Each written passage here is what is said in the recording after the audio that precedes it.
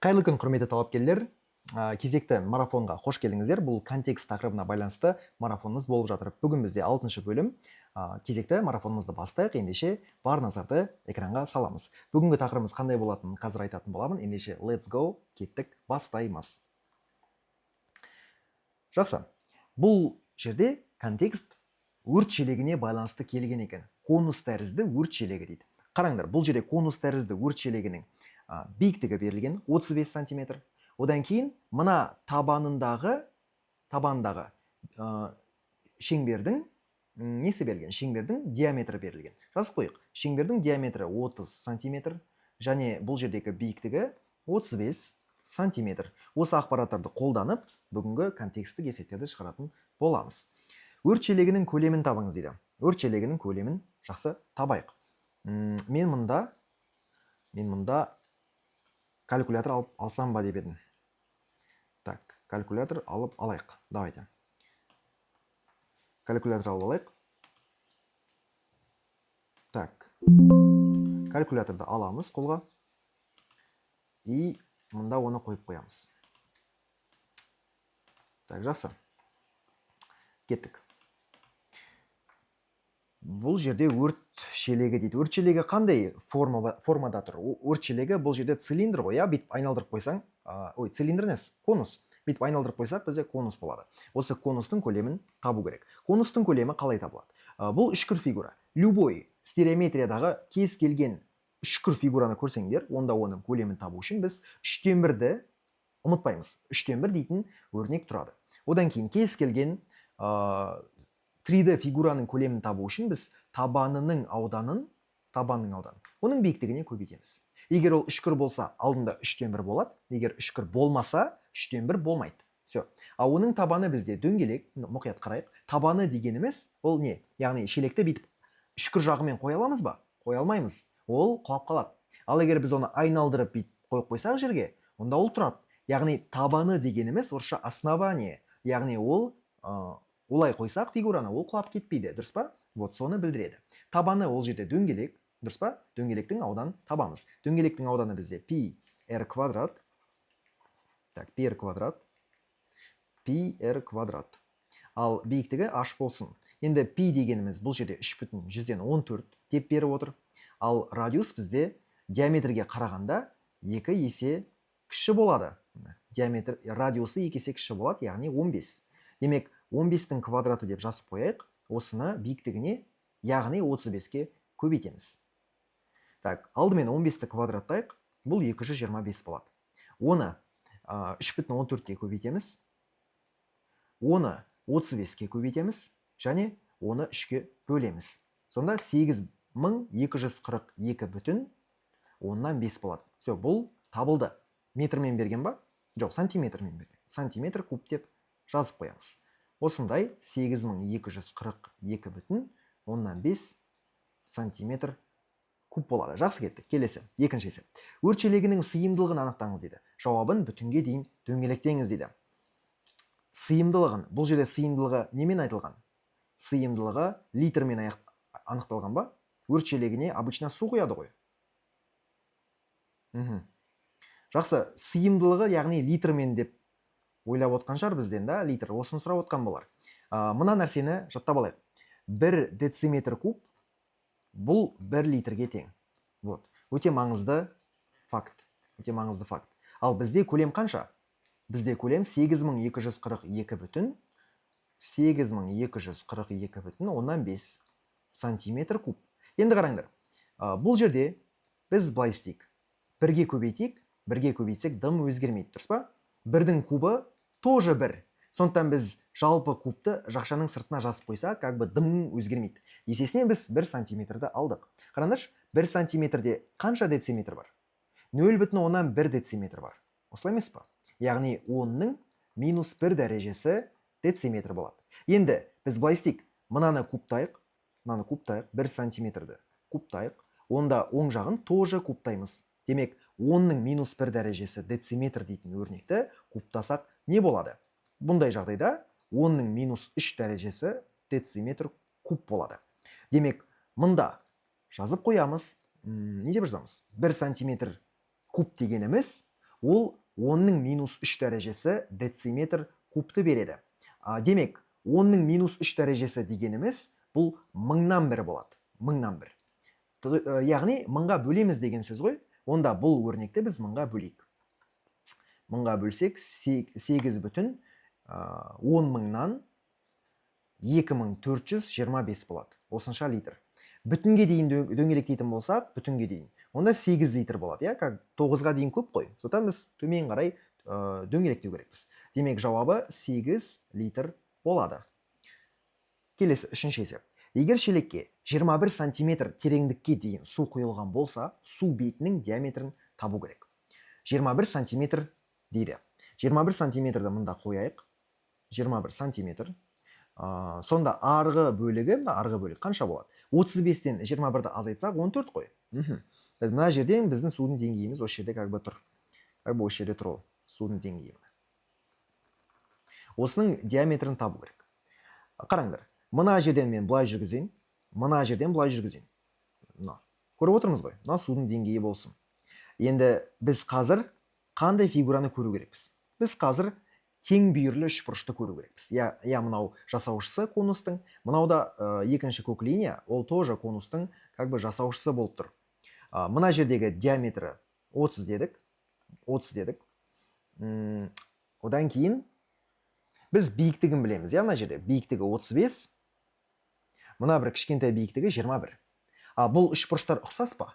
Қараңдаршы, бұл үшбұрыштар ұқсас болады ма бізде? Бұл үшбұрыштар ұқсас бола ма? Мынау 35. Мына жерде 21 тұр. Атау берейік, давайте бұған атау берейік. Мынау S болсын, мынау AB болсын. Мына жерде біз білмеймін. EF деп қойық. EF. Және мына жерде биіктігі бар. Биіктігі бұл жерде SH болсын, мына жердегі нүктені біз M нүктесі деп алайық. M нүктесі. Бұл жерде бізде есептің шарты бойынша есептің шарты бойынша AB-ны білеміз, ол 35. Есептің шарты бойынша біз биіктігін білеміз, SH, ол бізде қанша болады? SH ол 35. То есть, жоқ, кешіріңдер. Биіктігі 35, ал диаметрі 30. Диаметрі 30. Диаметрі 30. Одан кейін бізге EF-ті берген, EF-ті емес, SH-ті берген. То есть, судың тереңдігі, судың тереңдігі, судың биіктігі ғой. Ол SM болады. SM бұл 21. Бізге нені табу керек? Бізге су бетінің диаметрін, яғни EF-ті табу керек. Бұл диаметрі болады. Бұл үшбұрыштар ұқсас. Неге олар ұқсас? Қараңдар, мына жерде біріншіден EF параллель AB-ға. Екіншіден, екі параллель түзуді, яғни AB түзуі мен EF түзуін не қиып жатыр? AB түзуі мен EF түзуін бұл жерде AS деген түзу қиып жатыр, яғни AS қиылысады AB мен A дейтін нүктеде қиылысады. Және AS деген түзу мен EF түзуі, бұны түзу ретінде қарастырып жатырмыз. Олар екеуі E деген нүктеде қиылысады. Яғни екі параллель түзуді, үшінші түзу AS дейтін түзу қиып тұр. Ондай болса, мына екі түзулер, екі бұрыштар, кешіңдер. Бұл екі бұрыштар бізде сәйкес бұрыштар болады. Ендеше жазып қойық. Бұрыш BAS, бұрыш FES. Бұлар сәйкес бұрыштар. Бұл 7-ші сынып бағдарламасы болып тұр. То же самое, мына жердегі бұрыш, жалпы мынау SAB бұл тең бүйірлі үшбұрыш қой, яғни табанындағы екі іргелес бұрыштары бірдей болады. Значит, мынау тоже сондай. Енді оны жазбай қойық. Одан кейін бізде S деген бұрышы бұл ортақ. Жазып қойық. Бұрыш S ортақ. Жақсы, ондай болса, біз не істей аламыз? Біз үшбұрыштардың ұқсастық коэффициентін қолдана аламыз. Яғни бұл үшбұрыштар ұқсас деп айтуға болады. Үшбұрыш ABS ұқсас үшбұрыш EFS дей аламыз. Егер үшбұрыштар ұқсас болса, онда біз не жасай аламыз? Біз AB бөлінген EF, неге AB-ны EF-ке бөлеміз? Өйткені олар бір бұрышқа қарама қарсы орналасқан, яғни олардың бұрыштары ортақ қой. Дұрыс па? Олардың бұрыштары ортақ.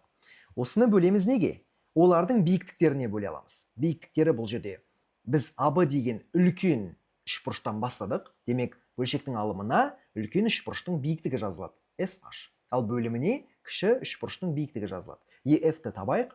EF-ті пропорция бойынша тапсақ, онда мына екеуін көбейтеміз де SH-қа бөлеміз. Демек, AB көбейту SM бөлу SH болады. AB дегеніміз не? AB дегеніміз бұл 30. SM бұл қанша? SM дегеніміз 21. SH ол бізде 35 болып тұр. Окей, осыны есептейік. Мынаны 5-ке бөлеміз, 6 болады. 35-ті 5-ке бөлеміз, 7 болады. 21-ді 7-ге бөлсек 3, сонда EF 18. Все, табылды, жауабы осы 18 деген сан болады. 18 сантиметр. Түсінікті ғой, түсінікті болмай қалса, артқа қарай оралып, тағы бір көріп алыңдар. Келесі 4-ші есеп. Шелектің бүйір бетінің ауданын тап дейді. Бүйір бетінің ауданын тап дейді. Жақсы, біз қараңдар, бұл жерде биіктігін білеміз.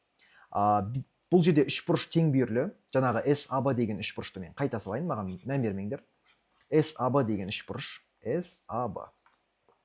Ол жердегі биіктік міне SH. Ол бізде 35 болды. AB бұл диаметрі, яғни 30. Және бұл жерде тең бүйірлі үшбұрыш болып тұр. Тең бүйірлі үшбұрыштағы биіктік табанына еще медиана болады. Не только биіктік, ол медиана болады. И бисектриса болады. Медиана болса не болады? Медиана болса қабырғаны қақ бөледі. 2-ге бөлеміз, 15 болады. Онда AS бұл не? Бұл бүйір қабырғасы, яғни бұл конустың жасаушысы. Осыны Пифагор теоремасымен табамыз. Ол үшін 2 катеттерді квадраттап қосып квадрат түбірге алу керекпіз. Онда 35-тің квадраты қосу 15-тің квадраты дейміз, және квадрат түбірге аламыз. 35-тің квадраты бұл қанша? 1225 болады, жатаспасам. 1225. 15-тің квадраты 225. Қосамыз қанша? 1450 бола ма? Тексерейік. 35 көбейту 35. 1225. 15-тің квадраты 225. Қосамыз 1225. 1450. 1450 дегеніміз, ол қандай сан? Ол 145 көбейту 10 болады. 145 дегеніміз не? Бұл 5 көбейту қанша? 29 болады, дұрыс па? 5 көбейту 29 болады, Мына 10 деген сан, бұл 5 пен 2-нің көбейтіндісі. Сонда 5 пен 5, ол 5-нің квадратын береді. Яғни 5 түбірден шығады. 5 түбірден шығады. Ал 29 пен 2-ні көбейтеміз. Олар көбейтеміз де түбірдің астына қалдырамыз. Себебі бұл сандар түбірден шықпайды. Екеуі де жай сан болып отыр. Демек, жауабы 5 түбір асты 58. Кете тұрыңдар, мен асығып кеттім, кешіңдер. Біз тек бүйір қабырғасын, яғни жасаушысын ғана таптық. Бізге бүйір бетінің ауданын табу керек қой. Конустың бүйір бетінің ауданының формуласы бұл PRL. Жаттап алайық. PRL. Радиус бұл жерде қанша? Радиус AH, дұрыс па? Артқа оралайық. Радиус ол диаметрдің жартысы, міне 15 деп айттық.